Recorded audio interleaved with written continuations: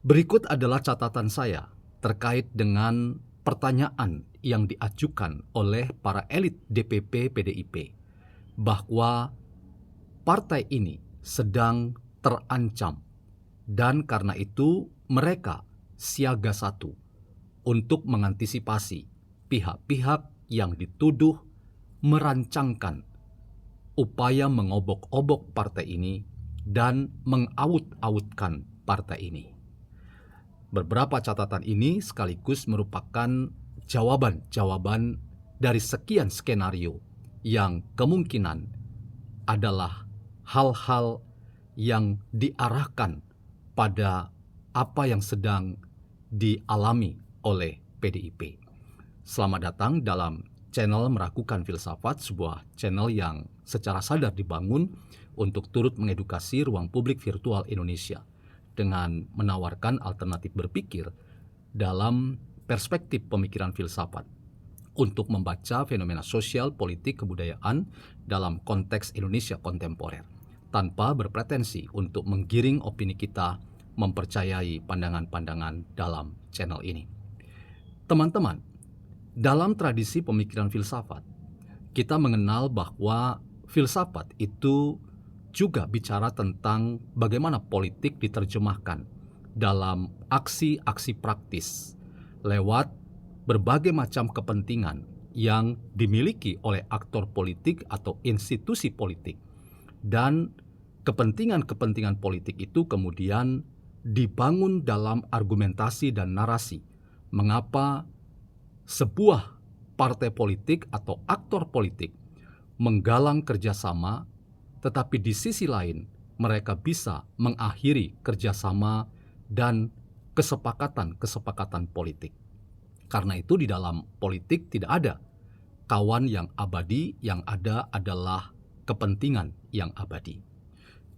Teman-teman, dalam filsafat juga sering dikatakan bahwa demokrasi sebagai pilihan-pilihan sadar dalam banyak sistem pemerintahan di dunia ini, itu juga dikatakan sebagai sistem pemerintahan yang gaduh, yang ramai.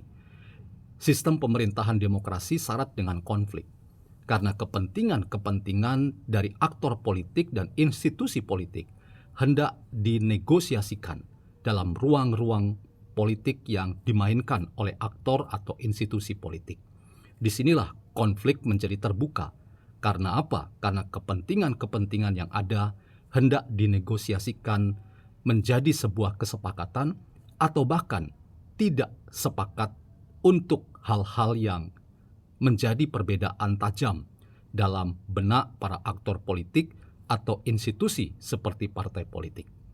Nah, dalam konteks itu teman-teman, ketika kita bicara tentang konstelasi politik tanah air kita hari ini, ada pertanyaan kritis yang diajukan oleh banyak orang, termasuk oleh para pengamat politik. Siapakah sebetulnya yang dimaksud dengan aktor atau kekuatan politik yang bermaksud mengobok-obok atau mengaut-autkan kekuatan politik Partai Demokrasi Indonesia Perjuangan? Disinilah saya ingin memberikan beberapa skenario. Pertama, skenario yang paling mungkin untuk menjawab siapa aktor atau pihak yang dituduh sebagai yang merancangkan obok-obok dan aut-aut terhadap PDIP adalah aktor di internal PDIP sendiri. Saya punya intuisi politik bahwa di internal PDIP sebetulnya tidak satu pikiran. Ada banyak faksi-faksi yang saling berhadap-hadapan dari kekuatan-kekuatan politik real dalam tubuh PDIP itu sendiri. Karena itu, kelompok-kelompok yang memberikan aktualisasi politik mereka menurut kepentingan-kepentingan yang ada, itu hendak menegaskan pilihan-pilihan politik sadar yang mereka miliki. Karena itu, kita harus melihat bahwa puncak dari perbedaan politik dalam tubuh PDIP itu sendiri adalah ketika Jokowi, Gibran, dan Bobi Nasution dipecat. Saya memiliki intuisi politik sekali lagi bahwa di internal PDIP sendiri tidak memiliki satu pikiran terkait dengan keputusan pemecatan itu. Hal itu bisa dilihat pada apa yang tampak dalam realitas politik yang kita lihat ketika keputusan itu diambil. Sangat terkesan bahwa keputusan itu adalah keputusan yang datang dari elit-elit tertentu saja. Dan dalam hal ini adalah kelompok Hasto Kristianto yang adalah sang sekretaris jenderal yang memainkan drama politik dan orkestrasi politik dalam tubuh partai ini.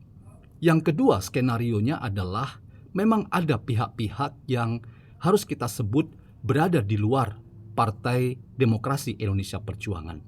Mereka memang memiliki dendam politik tersendiri.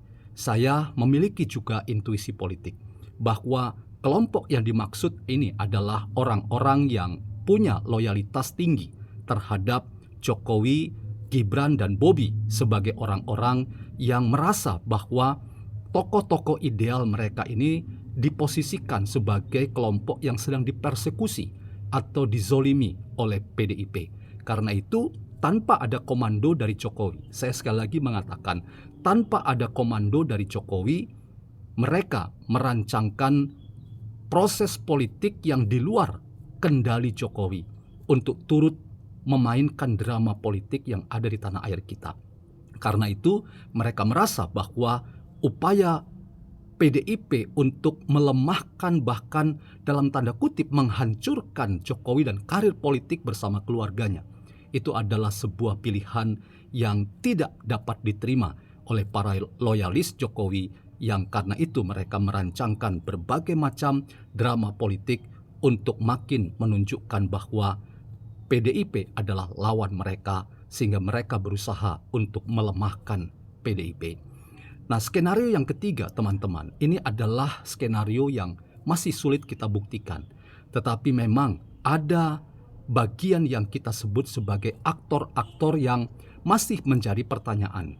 Apakah Partai Coklat, dalam hal ini kekuatan-kekuatan yang dikategorikan sebagai bagian dari sistem pemerintahan, rezim pemerintahan Jokowi dulu yang masih juga bermain ketika rezim pemerintahan ini berganti di bawah pemerintahan Prabowo Subianto. Mereka tetap ingin menunjukkan bahwa PDIP sebagai oposisi terhadap rezim pemerintahan baik Jokowi maupun Prabowo itu adalah salah satu target yang ingin disasar dalam rangka melemahkan PDIP. Berbagai macam regulasi dan tindakan-tindakan politik yang dianggap sebagai bagian dari kebijakan negara. Sekali lagi, saya belum bisa membuktikan hal ini, tetapi banyak pakar yang memberikan catatan tentang ini, bahwa ada permainan dari rezim pemerintahan ini untuk memastikan bahwa PDIP akan berhutang banyak ketika mereka mencoba secara sistematis melemahkan Jokowi, bahkan melemahkan rezim pemerintahan Prabowo dengan upaya-upaya sistematis mereka untuk menunjukkan bahwa PDIP adalah lawan terhadap pemerintahan baik Jokowi maupun Prabowo. Karena itu seluruh kekuatan dari pemerintahan ini juga dikerahkan dalam rangka mengatasi kekuatan politik PDIP. Nah, 3 skenario inilah teman-teman yang masih kita akan perlu lihat.